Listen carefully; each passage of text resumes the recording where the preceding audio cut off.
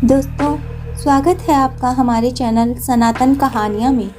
गरुड़ पुराण के बारे में तो आप लोग जानते ही हैं। इसमें जन्म मरण, पाप और पुण्य जैसे विषयों पर बहुत से श्लोक हैं। गरुड़ पुराण 18 महापुराणों में से एक है। हिंदू धर्म में किसी की मृत्यु हो जाने के बाद गरुड़ पुराण को सुना जाता है।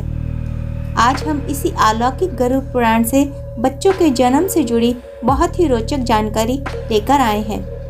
इस वीडियो में हम जानेंगे कि गरुड़ पुराण के अनुसार जिस आत्मा या जीव को फिर से धरती पर जन्म लेना पड़ता है, वह माँ के पेट में कैसे प्रवेश करती है और फिर 9 महीने तक माँ के पेट में उस आत्मा के साथ क्या क्या होता है। यह सभी बातें मेडिकल साइंस बड़े ही विस्तार से बता चुका है, लेकिन जन्म से जुड़ी कुछ रहस्यमयी और पारलौकिक बातों का विश्लेषण सिर्फ गरुड़ पुराण में ही मिलता है। इसलिए आपसे रिक्वेस्ट है कि इस वीडियो को पूरा अवश्य ही देखें। मुझे पूरा विश्वास है कि वीडियो में बताई गई बातें आपको पूरी तरह से हिला कर रख देंगी। भगवान विष्णु के इस वीडियो को जो भी देखे लाइक जरूर करें, क्योंकि श्री गरुड़ पुराण की इस वीडियो में हमने 100 लाइक का टारगेट रखा है, जो आपके एक लाइक करने से ही संभव हो पाएगा। दोस्तों, मैं आपको फिर से एक बार बता दूं कि आपका सहयोग ही हमें आगे बढ़ने की प्रेरणा प्रदान करता है। तो चलिए दोस्तों, वीडियो की शुरुआत करते हैं। अपने कर्मों के आधार पर मनुष्य मृत्यु के बाद परलोक जाता है। कर्म अच्छे हुए तो यमलोक जाने से बच जाते हैं, और अगर कर्म सही नहीं हुए तो फिर यमलोक जाना ही पड़ता है, जहाँ यमराज के कठोर दंड को भोगना ही पड़ता है।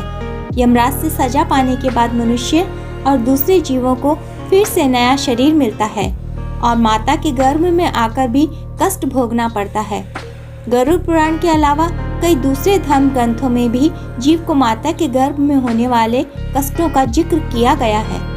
माता के गर्भ से बाहर आने के बाद जैसे ही मृत्यु लोक की वायु का स्पर्श होता है, जीव पूर्व जन्म और मृत्यु के बाद उसके आत्मा के साथ यमलोक में जो भी किया गया था, सभी बातों को भूलकर माया के बंधन में बंध जाता है। जब बच्चा माँ के पेट में होता है तो ब्रह्मलीन अवस्था में रहता है। एक प्रकार से कह सकते हैं कि ध्यान की स्थिति में। माँ के उदर में 9 महीने के प्रवास के दौरान बच्चे की आत्मा परमपिता परमेश्वर की ब्रह्म ज्योति का ध्यान करती रहती है और परमानंद की स्थिति में बनी रहती है। इसलिए जन्म के तुरंत बाद बच्चे को जोर से चांटा मारा जाता है, ताकि उसे उस ध्यान की नींद से उठाया जा सके, जिससे बच्चे के शरीर की आत्मा का ध्यान टूट जाता है और बच्चा जैसे ही आंखें खोलता है, उसके शरीर की आत्मा इस संसार को देखती है और इसी के साथ वह फिर से अच्छे और बुरे कर्म करने में लग जाता है।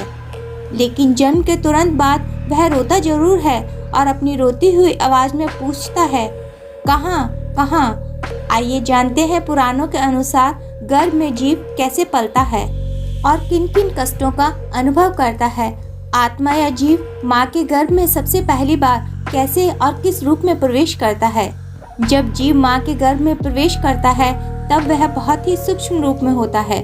फिर 10 दिन के बाद बद्री फल यानी कि बेर के समान कठोर होता है और इसके बाद अंडे का आकार लेता है। फिर सबसे पहले भ्रूण का मस्तिष्क बनना शुरू हो जाता है। जीव का शारीरिक विकास इस प्रकार होता है। जीव का 1 महीने में मस्तक, दूसरे महीने में भुजा आदि अंगों की रचना होती है। तीसरे महीने में हड्डी, नाखून, चर्म, रोम, लिंग और 10 द्वार के छिद्र निर्मित होते हैं। चौथे महीने में त्वचा, मांस, रुधिर, मेद, मज्जा और अस्थि की उत्पत्ति होती है। इन सब के बाद 5वें महीने में नंबर आता है भूख और प्यास के पैदा होने का। 6ठे महीने में गर्भ की झिल्ली से ढका होकर दाहिने हाथ में भ्रूण गर्भ के भीतर भ्रमण करने लग जाता है। इस दौरान माता जो भी खाती है, जीव उसी खाद्य पदार्थ से वृद्धि पाता है। इस समय में जीव माता के गर्भ में मल मूत्र के साथ जहाँ दूसरे प्रकार के कृमि और सूक्ष्म जीव भी पल रहे होते हैं, उन्हीं के साथ सोता है। फिर अगले 3 महीने कई प्रकार के कष्टों का सामना करता है। माँ के पेट में यह सफर बड़ा ही दर्द भरा होता है। कई पदार्थों और कर्मियों से पूर्ण उदर में जीव उन कर्मियों यानी कि वंश के काटने से कष्ट सहता है और कई बार बेहोश भी हो जाता है। माँ जो भी कड़वा, कसैला, तीखा या नमक युक्त भोजन करती है, उसके स्पर्श से जीव के कोमल अंगों को कष्ट होता है। इस दौरान उसकी अवस्था पिंजरे में बंद पक्षी जैसी होती है। इस अवस्था तक जीव के पैर ऊपर और सिर नीचे रहता है और पीठ और ग्रीवा यानी कि गर्दन कुंडली के आकार में रहती है। इस समय वह हिलडुल नहीं पाता। जैसे पिंजरे में बंद पक्षी पीड़ा पाता है, ठीक वैसे ही जीव माँ के गर्भ में पीड़ा पाता है। इस दौरान वह भगवान का नाम जपता रहता है और अपने पूर्व जन्म के पापों को याद करता हुआ क्षमा याचना करता जाता है।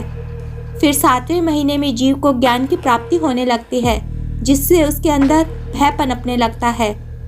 भय इस बात का कि माता के उदर से बाहर आते ही वह ईश्वर को भूल जाएगा। आपको जानकर हैरानी होगी, लेकिन गरुड़ पुराण के अनुसार जीव गर्भ में ही अपने 7 महीने की अवधि में ज्ञान पाकर वैराग्य से परिपूर्ण होकर श्री विष्णु की प्रार्थना करने लगता है। उनके चरणों में शरण पाने की विनती करता है, लेकिन जैसे ही धरती की वायु उसे छूती है, वह सब कुछ भूलकर फिर से माया के मोह में उलझ जाता है। दोस्तों, क्या आप गरुड़ पुराण में बच्चों के जन्म के संबंध में बताई गई इन सभी बातों पर विश्वास करेंगे? कमेंट करके जरूर बताएं। वीडियो को लाइक करके 100 लाइक का टारगेट पाने में हमारा साथ दें। इस विषय में आपकी राय कमेंट में जरूर लिखें। बोलो परमपिता परमेश्वर श्री हरि विष्णु भगवान की जय।